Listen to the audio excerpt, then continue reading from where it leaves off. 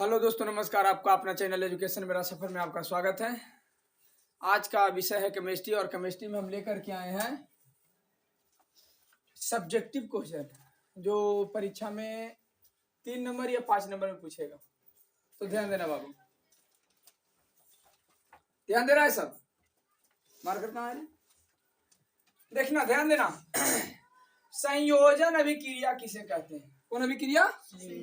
बोलना। संयोजन। संयोजन। संयोजन मतलब क्या होता है, यही ध्यान देना है। क्वेश्चन को सिर्फ पढ़ना नहीं और रटना नहीं है, ध्यान से समझना है। संयोजन अभिक्रिया, लॉन्ग क्वेश्चन को समझने की जरूरत होती है। ऑब्जेक्टिव क्वेश्चन अगर रट लेगा तो चलेगा कुछ देर तक, लेकिन अगर सब्जेक्टिव क्वेश्चन जब समझेगा नहीं तो रटाएगा भी नहीं। काहे कि लिखल रहता है परीक्षा में, विद्यार्थी अपने शब्दों में उत्तर दे, यानी क्वेश्चन को समझ लेना है और अपना लैंग्वेज में लिखना। ठीक है, तो ध्यान देना। क्वेश्चन है संयोजन अभिक्रिया किसे कहते हैं? जिस रासायनिक अभिक्रिया में, क्या बोल रहा है, एक रासायनिक अभिक्रिया होता है ना, जैसे में दूध से दही बदलना, कौन सा अभिक्रिया? रासायनिक अभिक्रिया। कागज का जलना, कौन सा अभिक्रिया? मोमबत्ती का पिघलना, कौन सा अभिक्रिया? रासायनिक अभिक्रिया। यानी ऐसा रासायनिक अभिक्रिया, सबसे पहले क्वेश्चन हम लिखाए हैं, रासायनिक अभिक्रिया कहते किसको है? तो अपने रूप में परिवर्तन हो जाता है। अपने रूप से दो या दो पदार्थ से अधिक मिल करके अपने रूप से परिवर्तन हो जाता है और पुनः उसी रूप में नहीं आता है, उस अभिक्रिया को रासायनिक अभिक्रिया कहते हैं।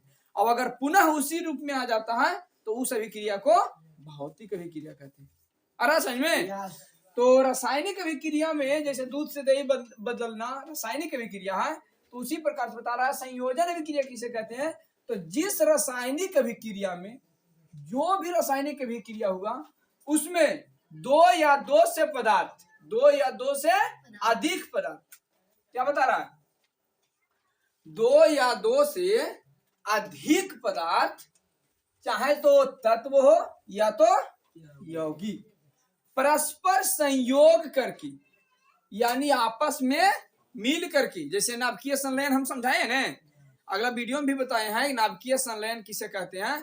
तो उसी प्रकार से सेम उसी जैसा क्वेश्चन है कि परस्पर संयोग करके दो या दो से अधिक पदार्थ संयोग करके एक नए पदार्थ का निर्माण करता है, उसे संयोजन या संश्लेषण अभिक्रिया कहते हैं। समझ में आया? यानी जब रासायनिक अभिक्रिया होता है तो उसमें दो या दो से अधिक पदार्थ आपस में क्या होता है? संयोग करता है, मिल जाता है, और मिल करके जो नया पदार्थ बनाता है उस अभिक्रिया को क्या बोलते हैं? संयोजन या संश्लेषण अभिक्रिया कहलाता है।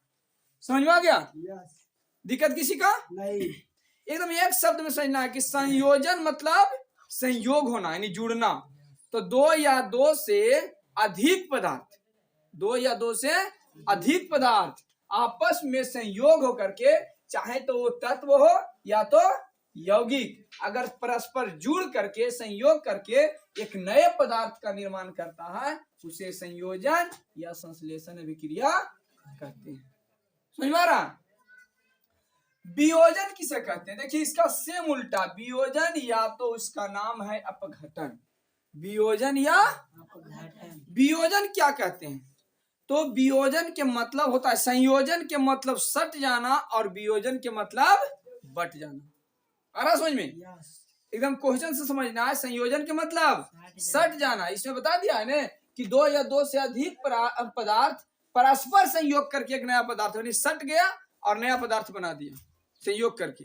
लेकिन वियोजन में बता रहा है कि वियोजन में जिस रासायनिक अभिक्रिया में, समझ में आ रहा है, जिस रासायनिक अभिक्रिया में किसी यौगिक टूटने से, जैसे नाभिकीय विखंडन बताए थे ना कि नाभिक, बड़ा नाभिक बढ़ जाता है टूट करके, तो उसी प्रकार से रासायनिक अभिक्रिया में अगर किसी पदार्थ में रासायनिक अभिक्रिया हुआ और उसमें दो या दो से अधिक पदार्थ, कोई भी यौगिक टूट जाता है और दो या दो से अधिक पदार्थ सरल यौगिक में बनते हैं, दो या दो से अधिक सरल यौगिक बन जाता है, उसे क्या कहते हैं?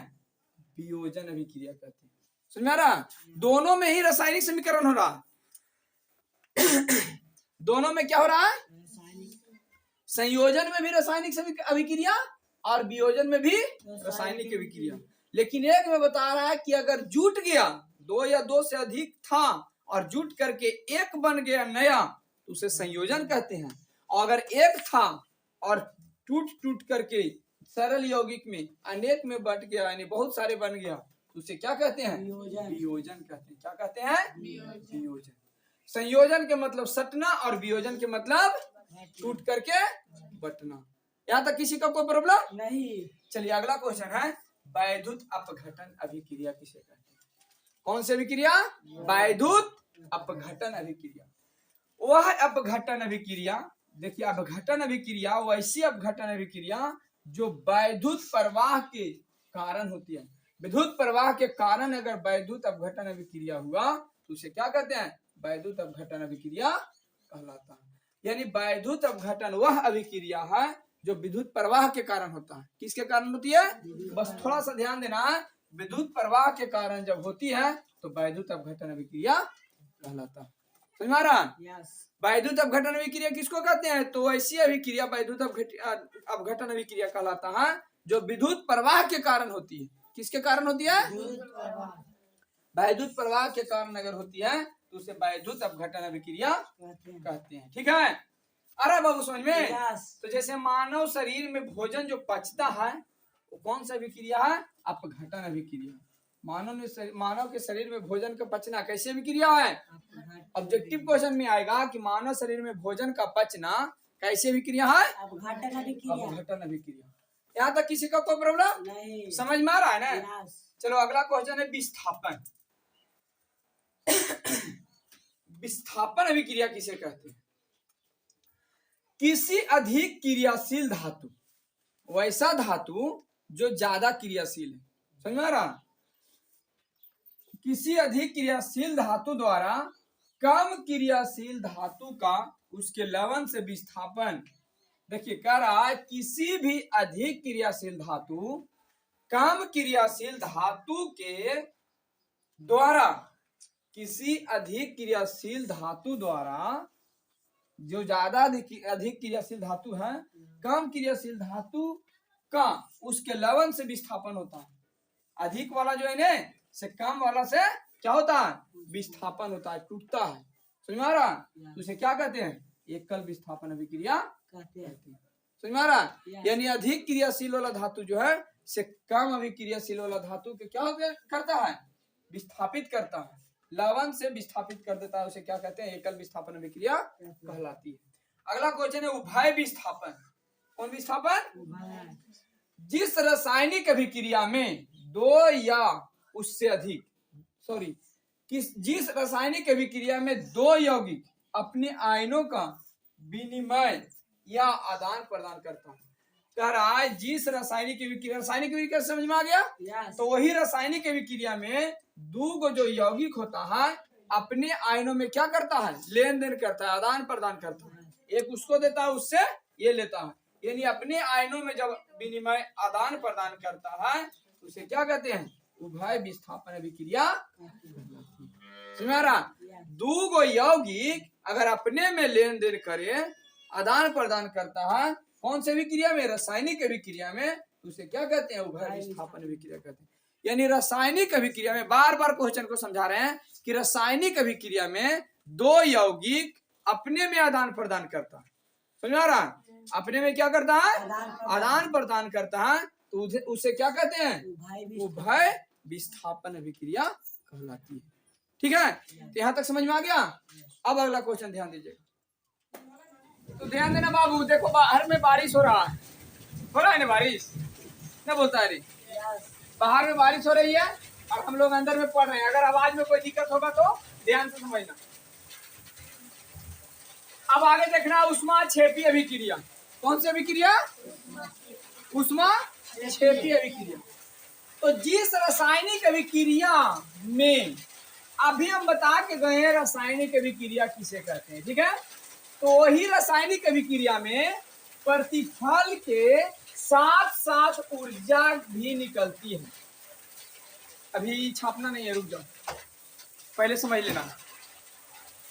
रासायनिक अभिक्रिया में प्रतिफल के साथ साथ उष्मा ऊर्जा भी निकलती निकलती है, समझ में आ रहा? प्रतिफल के साथ साथ क्या होती है? ऊष्मा ऊर्जा निकलती है, उसे क्या कहते हैं? ऊष्मा क्षेपीय अभिक्रिया कहते हैं। माने वैसा रासायनिक अभिक्रिया होने में प्रतिफल के साथ साथ क्या निकलती है?